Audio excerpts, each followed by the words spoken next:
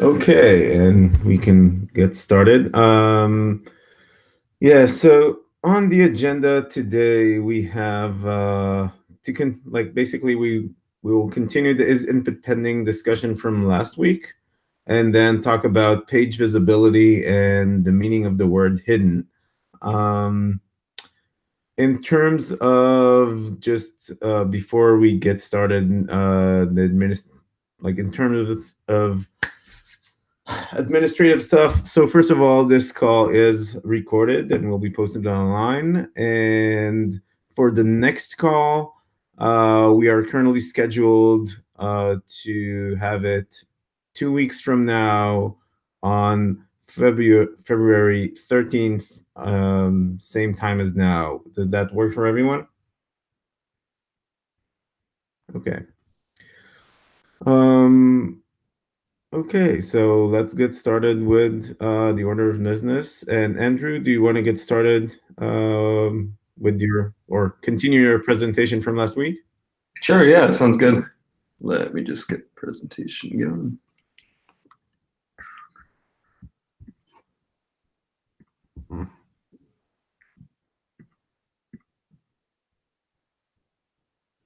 All right.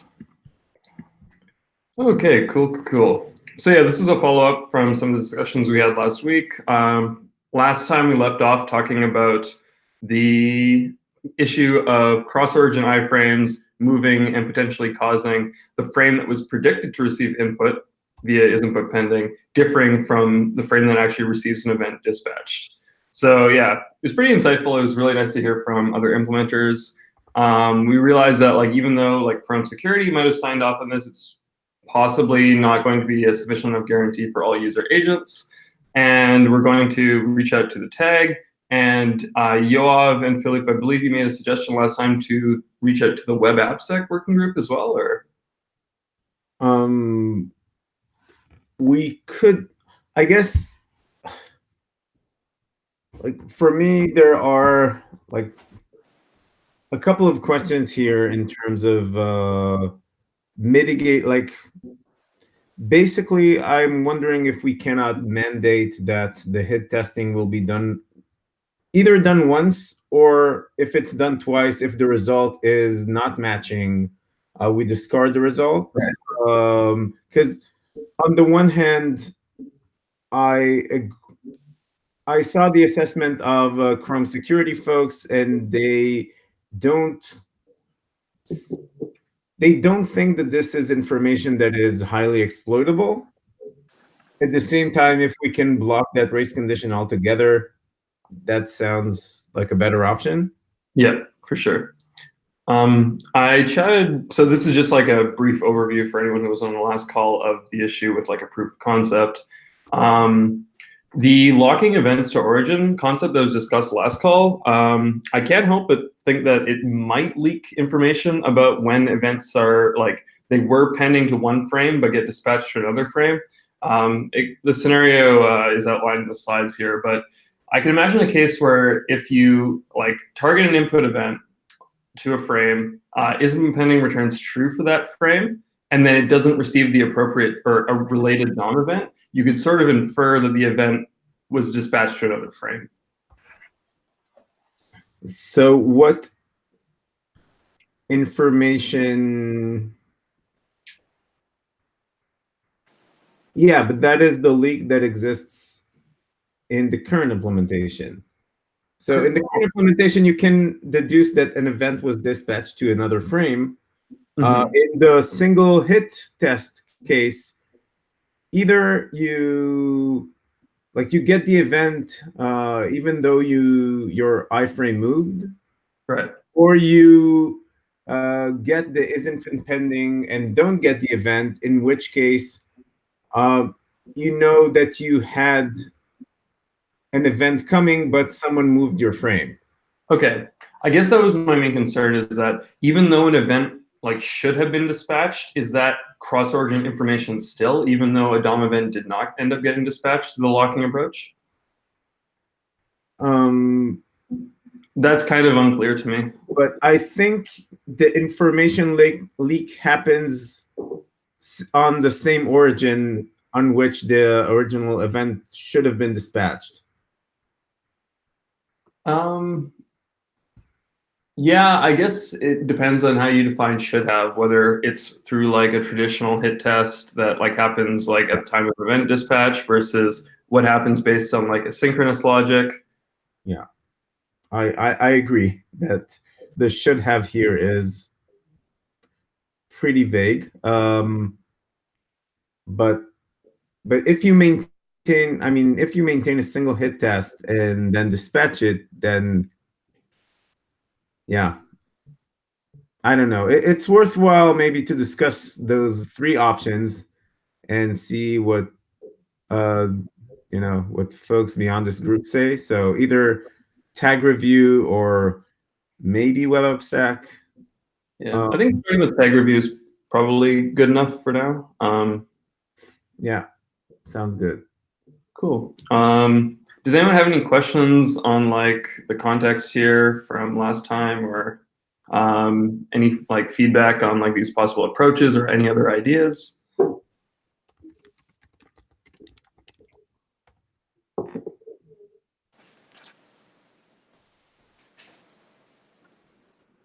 Yeah, I mean, I think the discarding event in a case they don't match is kind of risky approach to me. Like that could.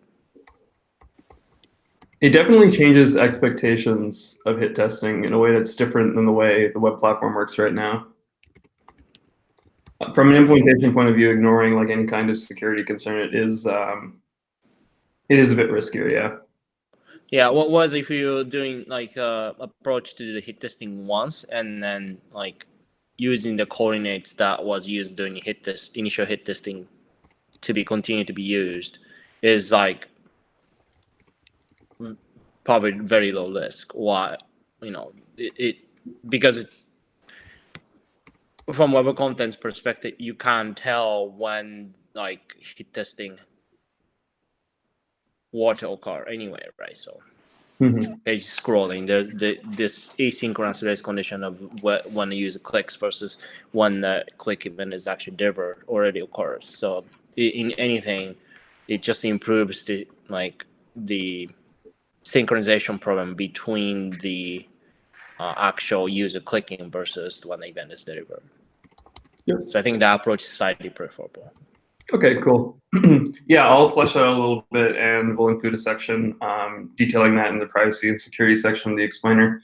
I'll also mention that in the tag review as well. Cool. All right, if there's no one else who wants to talk about hit testing for now, happy to jump into some spec changes. Okay, so one of the big pieces of feedback we got at TPAC was that using DOM event types for the input type filter wasn't quite ideal. So for a bit of context here, the way the current origin trial version and explainer version of isInput pending works is it takes in a list of DOM events for which it can ask the UA, hey, let me know / return true if you think that any of these DOM events would be dispatched if I were to yield. And so the reason behind this originally was that we wanted to provide user agents with a way to avoid yielding too much for continuous events. So for example, you don't want to be interrupting long-running work for a mouse move if all your site has is like a bunch of click event listeners, and you don't really want to, you're not going to do any work anyway. So yeah, we solved that by using a list of DOM events.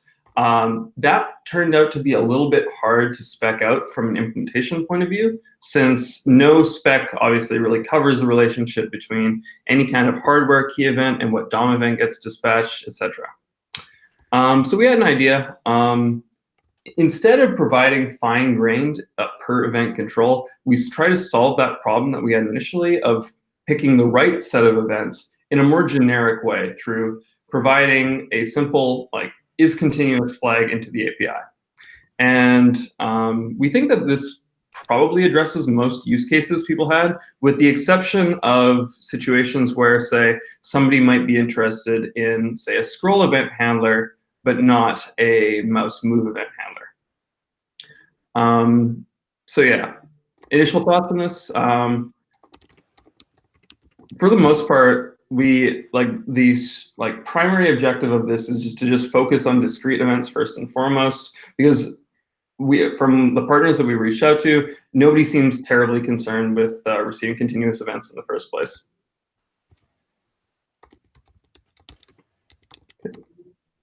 So there's a bit more detail in the next slide about like how we might define a continuous event in sort of like a implementation and event agnostic way. Typically, rapid succession, while providing like in the initial like spec, for instance, some examples of which DOM events might be considered continuous events, such as like, as I mentioned before, mouse move, wheel touch move, etc. And yeah, we expect that most users of this API will not be interested in these. However, for the rare cases, we want to continue exposing this information. Andrew, one thing that has been bugging me is the work that the pointer events folks are doing on coalesced event and predicting events. Okay. And how is this, what you guys are trying to do, relates to that work? I guess I would need more context on that work to say definitively. Is there? Yeah, I'll drop a pointer into the notes, and I highly recommend that you look at it. And you may come back and say, no, that's not what we're talking about here. But I just want to make sure that you're aware of that in case it's actually related. Right. And on the front of related work, there's also, I believe, as part of event timing, where there's also the continuous discrete distinction there for very similar reasons. So I was going to mention, we've been working with Nicholas, and we're going to try to unify that definition between the two specs. So have the idea of a continuous event task, which is what isn't but pending looks for, which dispatches a continuous event, which is the same definition shared with event timing. Yeah, cool. And yeah, if we'll find other working groups that are struggling with something similar, it makes total sense to unify, like assuming it matches, it makes sense to unify when we can. Yep, sounds awesome. Cool. So here's an example of what the IDL might look like for this. So another piece of feedback we got was that user agents would be interested in getting some kind of hint as to when ism pending would be called for frame. Obviously, we want to avoid the hassle that is sending like particular headers or anything like that, or static initialization. So we think that this may be like pretty straightforwardly accomplished just by using an option struct, which gives us the additional benefit of extensibility later down the line and allowing the UA to essentially like compile it, so to speak, into a more efficient representation. This was sort of inspired by the fact that with the original implementation of ism appending, it turned out to actually be fairly costly to check, to do string matching across all the event types that were provided into the API for the origin trial. And having like a predefined option struct that you just pass over to ism appending can solve this nicely, because the UA can just turn it into, say, like a bit mask or something like that. For now, it just serves as a hint because we only have a Boolean field under the new proposal. But having that hint does allow like avoiding, like, say, doing 2 hit tests or something like that. And so our idea for the whole continuous events shtick is to just have a simple Boolean, include continuous, throw it into your ism appending options dictionary object, and then, yeah, it's fairly self-explanatory. Yeah, so that's pretty much all the spec-related changes. Does anyone have any questions? There's an initial like walkthrough of like a more rigorous definition of continuous events on the ism appending GitHub, as well as like these spec updates.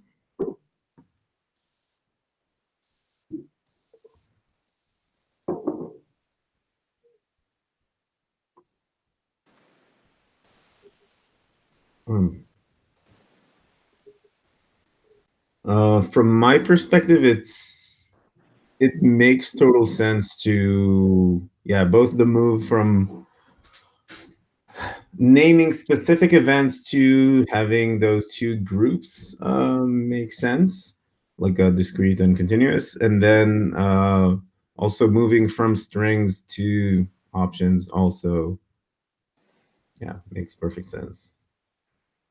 Cool. Awesome. Right. It does feel a bit strange to like define generic concept of continuous, though. Even most use cases of this API is really just the UI events, right? Like, do we really need to define such a thing? Yeah, it could be useful. The main idea that I had in mind for a use case would be a game, for instance, that uses an event loop and might want to respond to, say, like mouse moves to like pan the view or something like that on some main thread logic.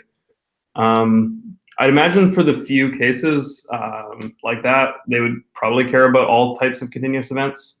Obviously, like I'd love to have more examples of cases where people could use this. I wouldn't be terribly opposed to shipping a version of this API that only handles like discrete UI events. But sorry, did that answer your question, or were you focusing more on the UI event part of it? Well, no. I mean, I'm more concerned about like the spec defining the definition of generic continuous. I think that needs to be either in a UI event spec or like HTML or somewhere where everyone would see. Like we really don't want to have like some sort of side table. Like, I mean, the thing is, like, this spec's not going to be very, most viewed spec ever, right? So like, if somebody comes in and add a new continuous event, probably nobody's going to update it. That's more like a concern to me. Like also we're probably going to miss some events that we haven't thought of. For sure. Right. So I think it's not ideal to like try to come up with some sort of general categorization of all the events in this event, like this specification. Like I think it'll be better if we really need such a concept to define that in some other spec. Yeah, no, I think it makes a lot of sense to put in the UI events or HTML spec. For sure. Yeah, you're right. Or like just come up with something that defines specific subcategories people are, trying to use this API for, right? Like, I'd imagine things like maybe people want to listen to just for touch events, and there are a bunch of touch events. We can just listen for that. Or like maybe people interested in mouse events, right? Like maybe excluding wheels, or maybe something like, I don't know, mouse actions or something like that, right? So like the or pointer actions, perhaps. Yeah, we would need a bit more depth than just pointer actions, but I agree. I think that starting from a small set of levers and aggregating feedback from users over time to how we could possibly like extend the ism-depending option struct makes a lot of sense. Yeah, I mean, also like from making sure like this API is kind of implementable across the browser, I think there's a benefit in starting small, because then we can always add more, right? But like if we have a small set, then it's probably easier for other implementers to evaluate whether like this API is implementable and so forth. For sure. Yeah. Good, that's useful feedback.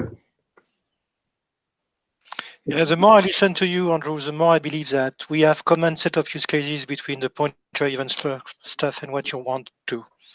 So it's you're likely to find out that the pointer event stuff is what you want, but not just for pointer events.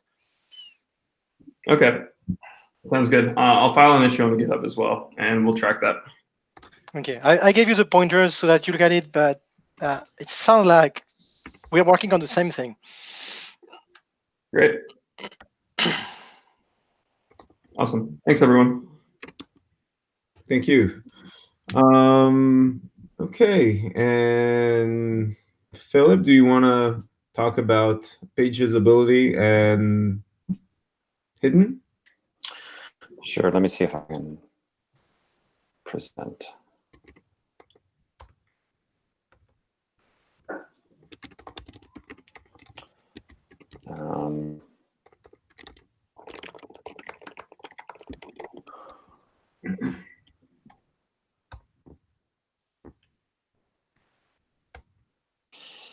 Actually, let's see. This is not working for me for some reason.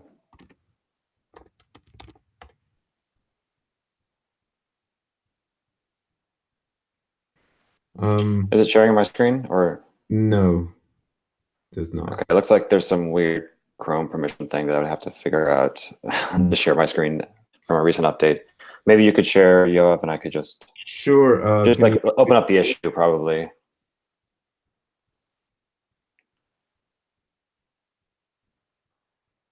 Yeah, if you can paste me the link, I'll share the screen.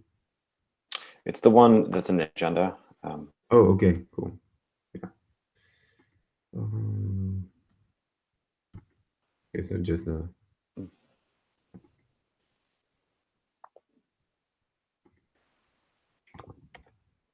So while you was doing this, the context for this issue is, developers. There are many use cases where developers want some kind of reliable signal that a user might be about to leave a page. Whether that means they are switching to a new tab and they're never coming back, whether they're closing the tab, whether they're switching apps on mobile. There are many use cases. Perhaps the most relevant to this group is there are lots of situations where you have a lot of code that you want to run, but you don't want to run it all at the same time and block the main thread. And so you want to space it out in some kind of way. But the code, these functions are not necessarily important to run right now, but you want them to run at some point before the user leaves. And we've discussed in this group many times why events like unload and page hide and before unload are not reliable, especially on mobile operating systems where you can just close an app and there's no opportunity to fire these events. And so visibility change has long been kind of touted as the event that solves this use case. And we've been, Ilya has been promoting this event for a long time, as I link in this blog post, or I link to one of his blog posts from 2015 in this issue. And more recently, I've been working with a lot of people internally at Google who are trying to kind of have a solution to use cases like this. And the issue is that there are a bunch of bugs across many of the browsers why this doesn't work reliably today. And I know that I'm not like just here to talk about bugs and try to get people to fix bugs. I was looking into it. I think the issue is not, there are bugs and they should be fixed ideally, but I think the issue is primarily around ambiguity in the spec. And I think part of the reason that there are bugs is because the way the spec is currently worded, there are a lot of cases that are missed. So if you scroll down to the kind of the chart that shows like desktop and mobile. Yeah. So the main cases, maybe a little bit more. So the main cases that we miss are cases involving both the tab switcher and the app switcher on mobile operating systems. A user can switch into the app switcher, and now they can still see a screenshot or a view of the window.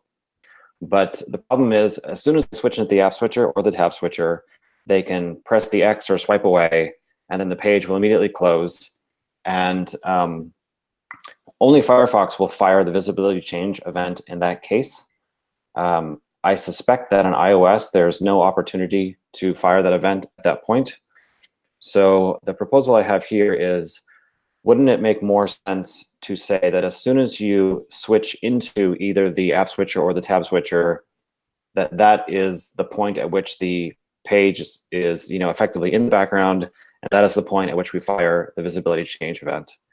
If we want to do that, the problem is the spec explicitly says if any part of the page is visible, then the whole page should be considered visible, and it's only hidden once the entire page is hidden. And so I guess some questions that I have, maybe Ryosuke, you could answer them. Do you agree that based on the way the iOS works, that it would not be possible to fire the visibility change event once the user has already entered into the tab or app switcher and is about to swipe away an app or a tab? And if that's the case, would you be open to implementing or like updating the spec in such a way that we could fire this event as soon as you enter the tab switcher or the app switcher? Currently, no browsers do this. They only fire the event once you take the next action. So once you select the next tab or once you switch to another application. then they'll fire the visibility change event. But if you swipe away the tab or the app, then no event gets fired, with the exception of Firefox, which I'm not entirely sure how they're doing that. But anyway, so any thoughts from the group on the definition change?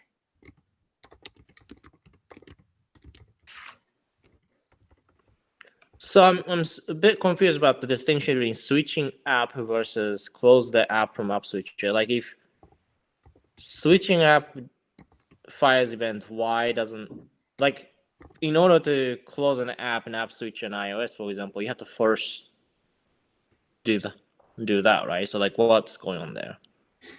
What is the distinction there? So I'm not as sure as to what the distinction is from like the iOS perspective. I agree that it might make sense that if you can fire the event when you switch apps, that why wouldn't you be able to fire the event when you close the app? My assumption was that when you were closing the app, you were signaling to the operating system that this app is no longer needed, and so you're not going to run any more code in the app. So like take the Safari app, for example. If I switch to the app switcher and then I swipe up on iOS to close Safari, my assumption is that at that point, Safari doesn't want to run a bunch of visibility change events for all the open tabs. Is that? Sorry, I'm not asking the explanation. I'm asking what does that mean? What is the actual difference between in your testing between this switching app versus closing app switcher? So okay, yeah. When you like take so I tested these on an iPhone 10, where you can do a swipe up gesture from the bottom, and at that point you enter into the app switcher. I can then swipe sideways to switch to a different tab, but I don't actually switch to that tab until I kind of press on the new app.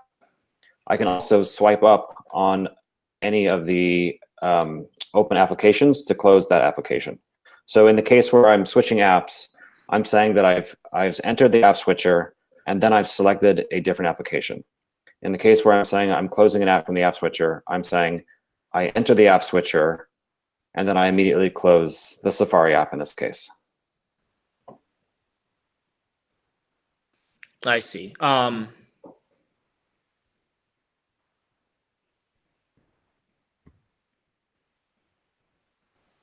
think it would just kind of be a mentally easier model to say that you fire the visibility change event as soon as you enter the app switcher rather than after you've taken the next action from the app switcher.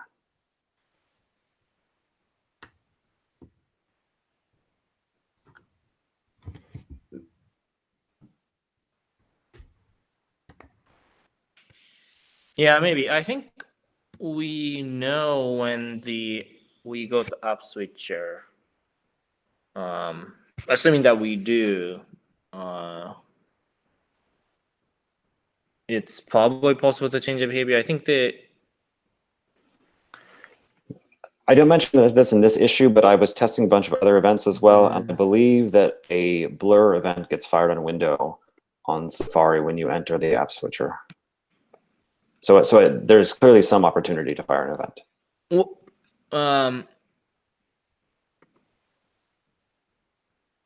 Well, it's not so much about opportunity whether we get notified or not. I think we do. I have to check.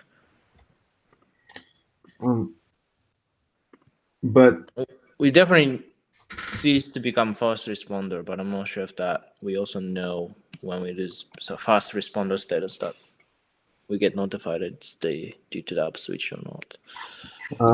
But if we assume that it's feasible to do that, do you agree with the definition? Because from my perspective, the main problem with that is the fact that we call that state hidden rather than inactive or something else. Because yeah, the user is still seeing a screenshot, but at the same time, the page is inactive. So for all intents and purposes, it is hidden. If something like if JavaScript, like I don't think that JavaScript runs at that point, and there is no the page is effectively frozen. So yeah, but I mean that's true in switching tab case as well, right? Not.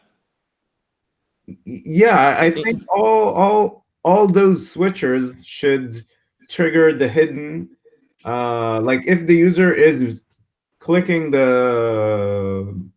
clicking on the tab switcher, the page should, like the main page that they're currently looking at, should become hidden or inactive or whatever, and then should become active again once the user is, has chosen not to move away.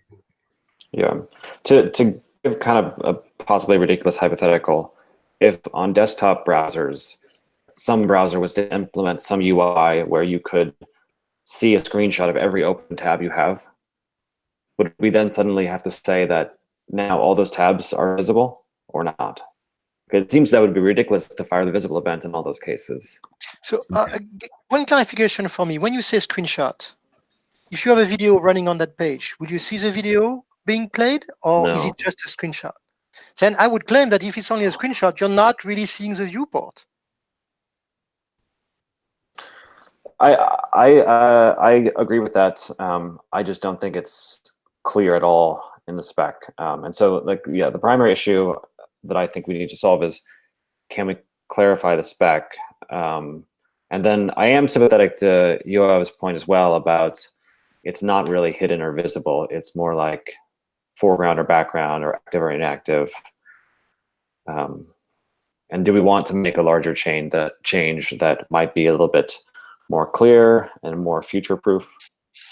Or is it sufficient to just update the definition of hidden?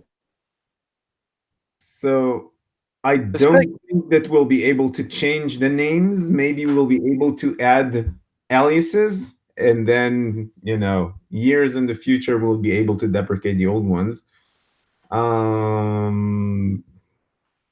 But I don't know if this is a critical, a major source of confusion. But like assuming we'll clarify the spec, I don't know if this will trip up a lot of people. So maybe we can. I don't think it will.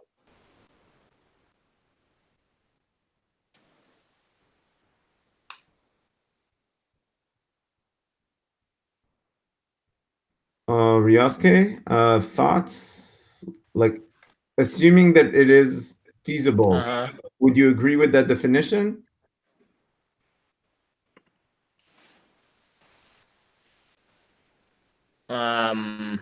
I mean, sounds reasonable. I think the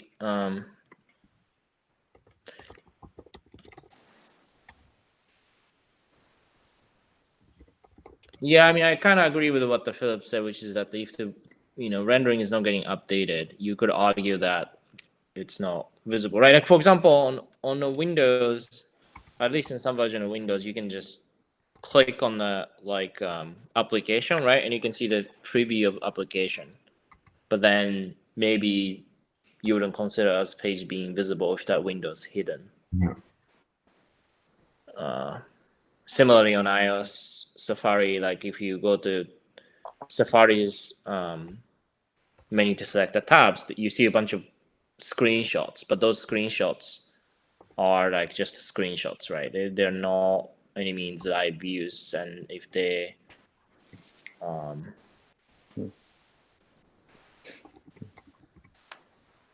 is anybody from oh, sorry, go ahead. Go ahead. I was going to ask if anyone from Mozilla is on the call, because Mozilla is, at least all the cases that I could think of, is firing the visibility change event. And so if we were to make this change, they would presumably have to then update their implementation. I don't know if they would have objections to that. They're busy in Germany right now, so probably not. Okay. Yeah. And wait, why do they have to update implementation? Well, I mean, I guess it depends on whether they would, arguably whether they would have to or not. But if we change the definition of the hidden state to say that as soon as the page stops being kind of fully interactive, then it becomes hidden. So right now so that would mean that on Android, Firefox Mobile, if you were to click into the tab switcher or app switcher, it would fire the event as soon as that happened rather than at the end of that interaction.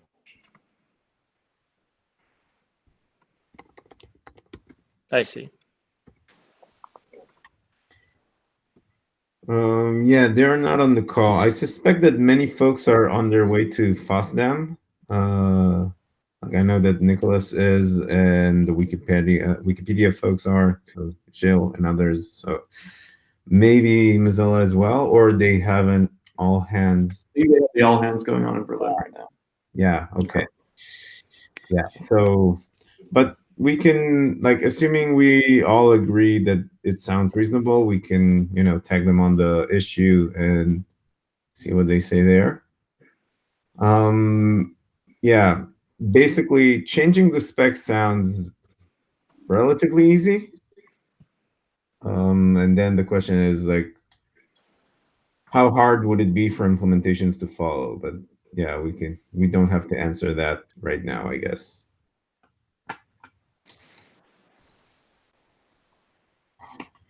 And then there was another open issue about somebody was saying the hidden event fired, you could still see the page and sensitive information was being leaked. We could clarify that that's not the intention of the API. Like, the intention is not, if it says the state is hidden, then the user can see nothing. Yeah. Yeah. Okay. Yeah, that makes sense. Okay, cool. So we have agreement. I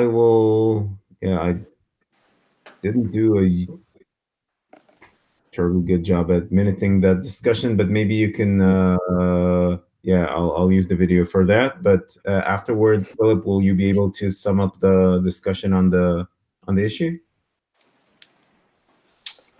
I think so, yeah. Yeah, okay, cool. Okay, so I'll stop presenting, and yeah, other than that, we have a long list of issues that we need to triage that are currently on future topics. We can maybe, start off with the page visibility ones, and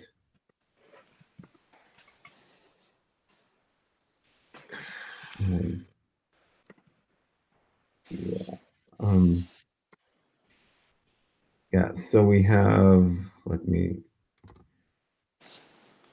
page visibility 57.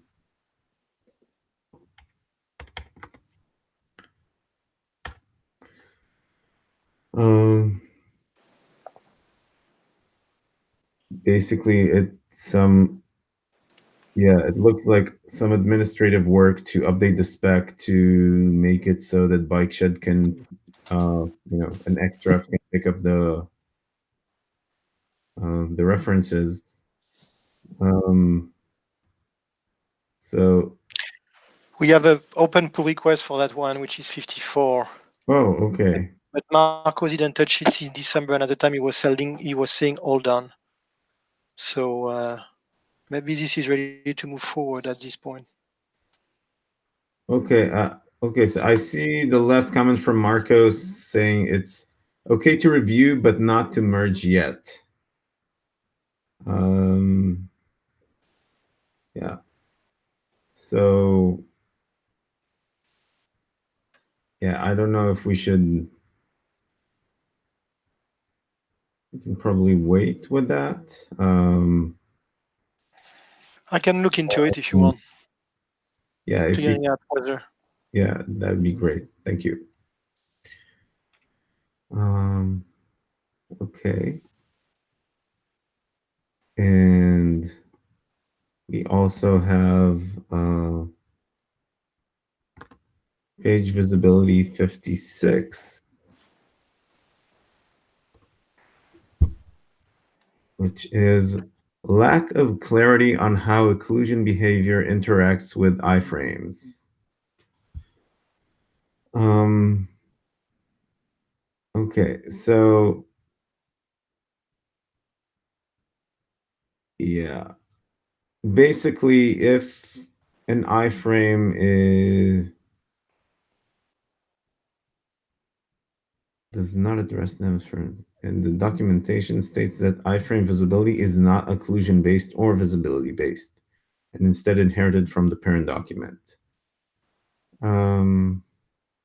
This is a long-standing issue that do we classify iframe as visible at the same time as the parent or not?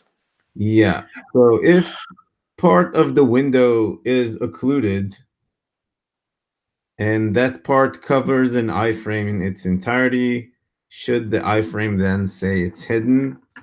And yeah, I don't know.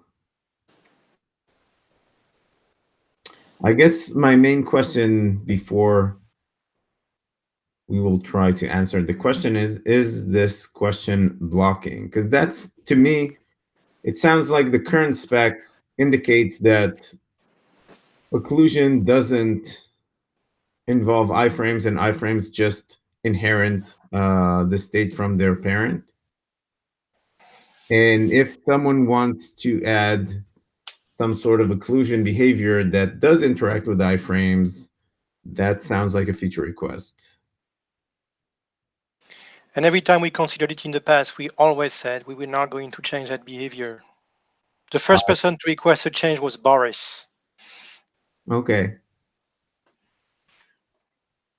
I'll try to find a pointer to the issue. Okay. But in the meantime, I think we can, yeah.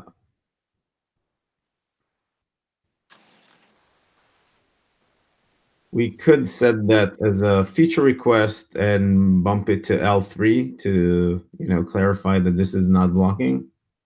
Does that make sense to everyone? Going once, going twice. That's fine. Yeah.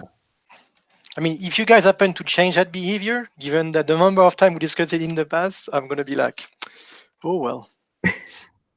We had a formal objection from Mozilla on that one years ago. Really? Okay. Yeah. I did not know that. Okay. Next in line, we have user timing issue 68.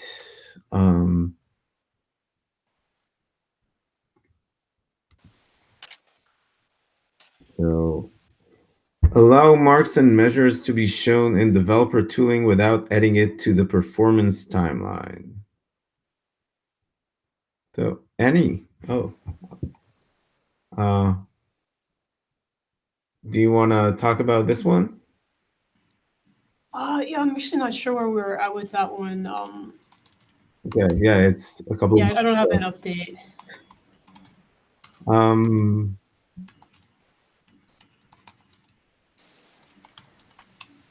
I haven't heard a lot of people talking about the priority there. Okay,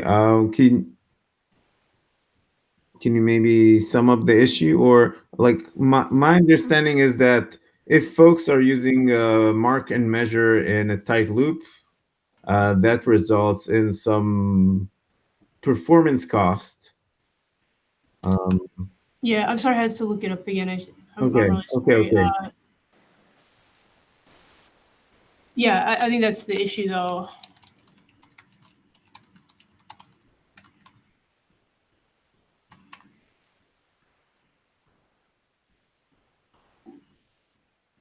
Okay.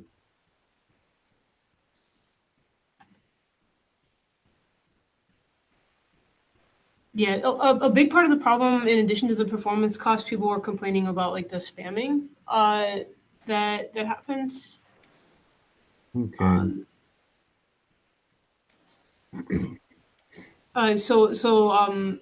Ryosuke said, like, well, if you just wanted to show up in DevTools, can't you just use console.time and time n? And people were saying, like, it's too constrained compared to user timing L3.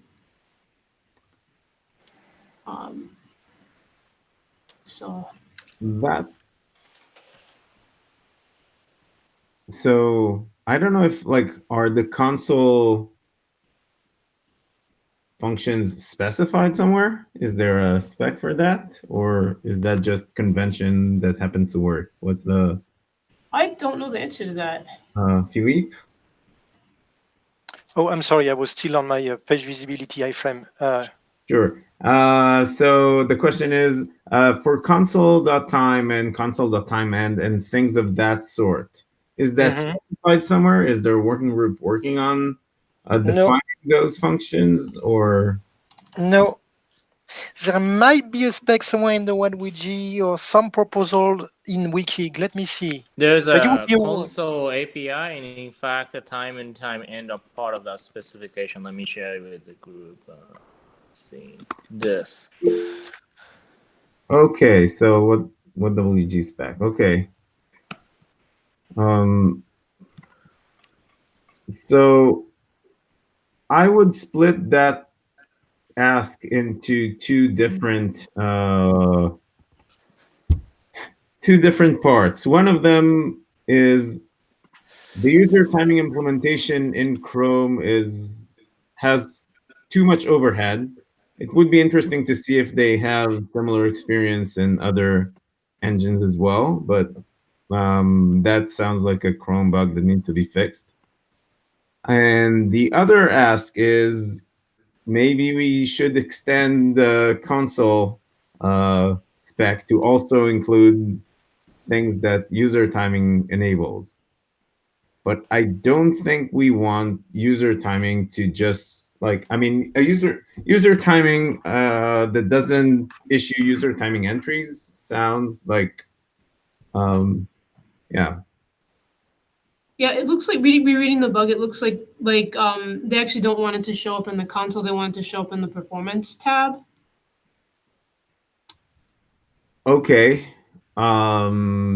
Still, I mean, that's still in the same. That still sounds like a developer tool feature to me. Yeah.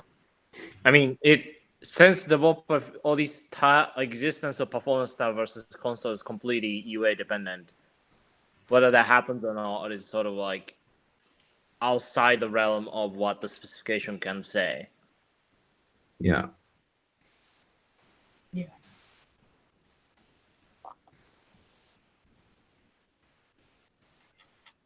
Yeah.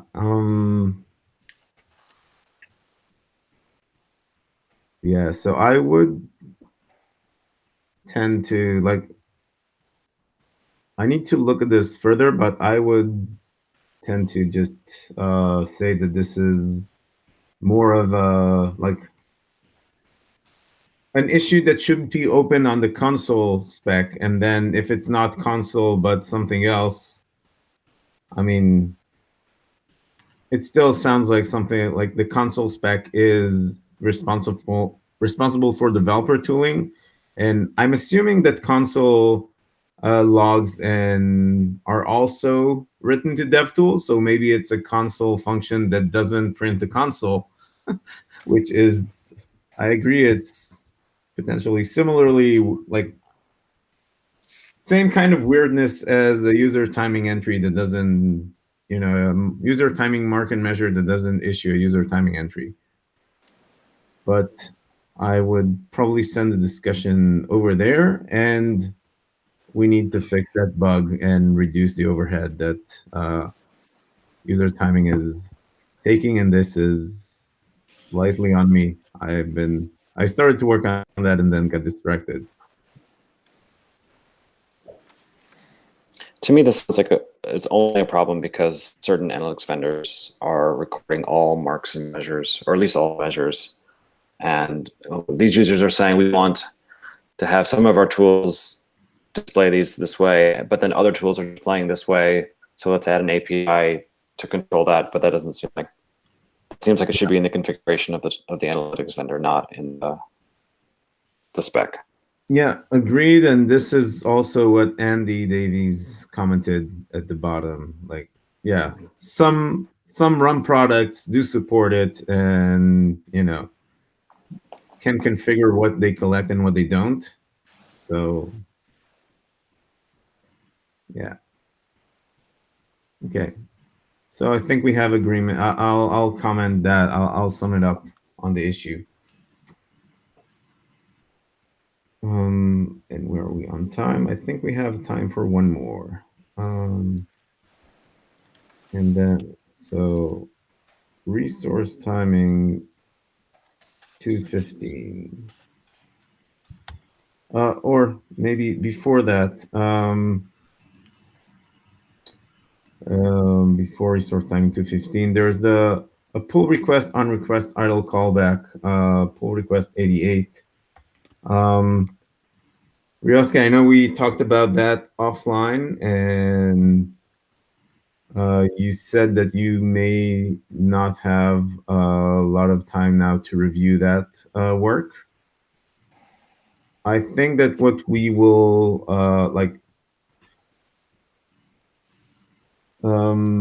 just, it seems So the is there a link in the agenda? I can't. Which is there a link on the agenda? I will. Yeah, there's a like request idle callback 88. There's a link on the agenda, but in future topics, all the way to the top, I'll move it down.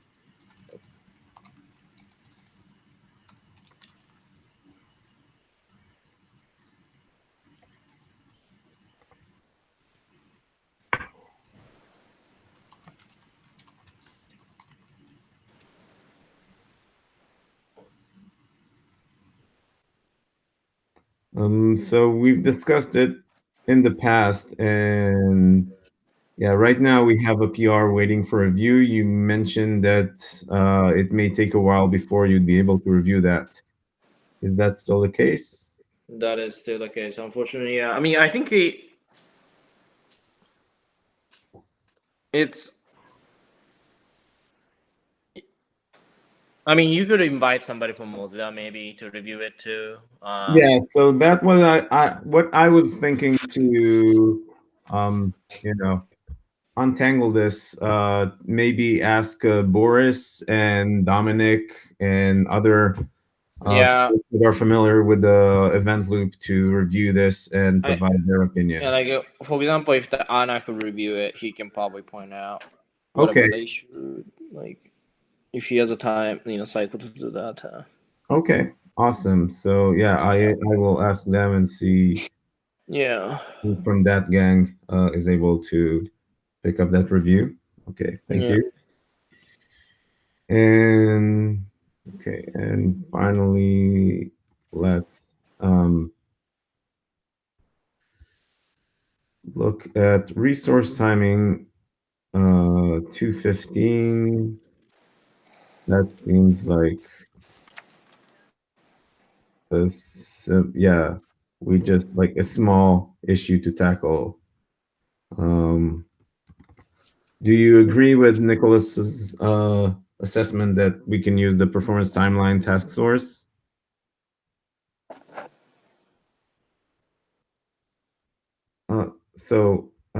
Just we're talking about resource timing issue 215. So the step to queue a task to run fire a buffer full event should specify its source.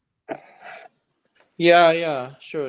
I mean, I don't really care which task source as long like we just need to say which. Okay, so I can assign that to myself and yeah, and send a quick PR because that seems like a very simple solution. Okay.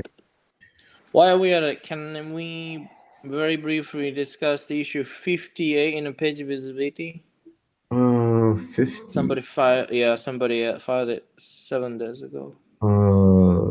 Sure. So it's missing from my list. Okay. Yeah. Switching tabs in Safari for iOS still displays the elements that should be hidden. I think this is something that's very similar to what we discussed, like the bug that Philip filed. It's actually not. This is about, I think this person is complaining that after page visibility, event is fired, Safari never updates pages rendering. The person's complaining that. So I think what he's doing is he is trying to change the appearance of the page and the page visibility, but Safari will never update the rendering of the page once page visibility event is sent. Oh, so you're saying they are updating the DOM as part of the page visibility event? Right. Okay. I think to hide some sensitive information, right? Like, I guess they have like a. Yeah, I don't know what the sensitive data on the header means, but yeah, they're hiding that. And then but the rendering will never get updated. Okay, that's not how I read that, but I can see how you could read it that way. Maybe the first step would be to clarify if this is indeed what they're talking about. And if it is, I'm not sure how page visibility relates to, rendering opportunities. I guess if the page is inactive, it changes when the page becomes inactive. So right. Well, so yeah. Okay. But the switching tabs in Safari within Safari definitely fires page visibility events. So I think it's not the page visibility event is not fired, but rather that the rendering is not updated. In fact, I confirmed that behavior. So Okay. yeah, I mean that. I think the question for working group is this is something that like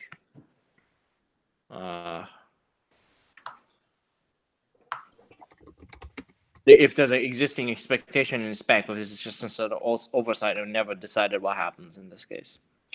I think this relates to the thing we discussed before, which is if we clarify in the spec that the hidden state doesn't necessarily mean the user can't see the page, then we could tell this user that like this is not a security feature. They can't expect that just because the transitions are hidden, and they could use it as a way to guarantee that somebody can't see sensitive information. No. I think you're missing the point of slide A. So this issue is about.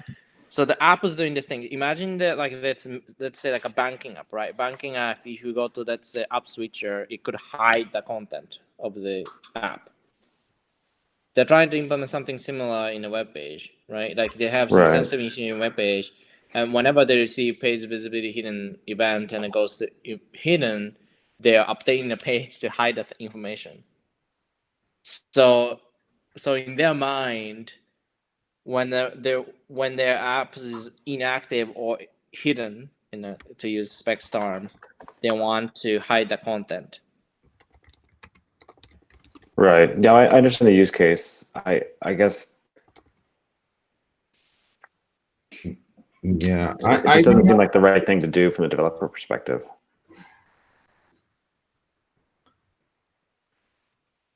Yeah. I mean, I don't really care if it's the right thing to do for the developer. I think the question is whether the spec currently has an expectation or not. If it doesn't, then I think I suggest that like don't let this thing. Basically, I think what I'm gonna say is that the request that author like opener in the issue is not implementable in Safari as things stand. It's the easiest thing to say. Like as soon as we fire visibility hidden, like we don't have any way to render page anymore. So yeah, that doesn't seem to me to be in violation with the spec. But I don't know the best way to clarify that to the user or to set the right expectations. I mean, we can add an informal note saying that there may not be any rendering opportunities once page transition hidden state. Right. We did a similar thing, I think, with the page lifecycle API for the frozen state. That there's like no guarantees that all of these callbacks could run or things like that. I think we could clarify that in the if we update the definition of hidden, we could clarify that at this state, rendering callbacks may not fire or something. Yeah. Or they may not fire until the page becomes visible again or something, if that happens.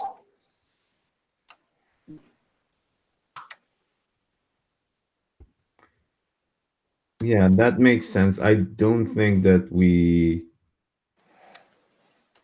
ever wanted to provide that guarantee that it's actually hidden from view.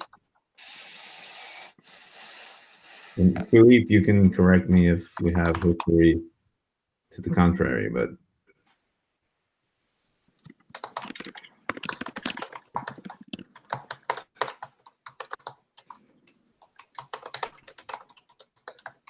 okay.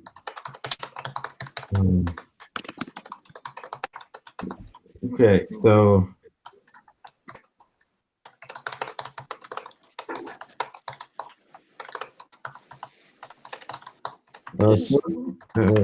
Somebody typing a keyboard really loudly. Philip, That's me. Yeah, Sorry. can you take an AI to also address that as part of the summary? Like if you're summarizing 59, can you also address 58 while you're at it? Yeah, I can do that. I can do that. Thank you. Okay.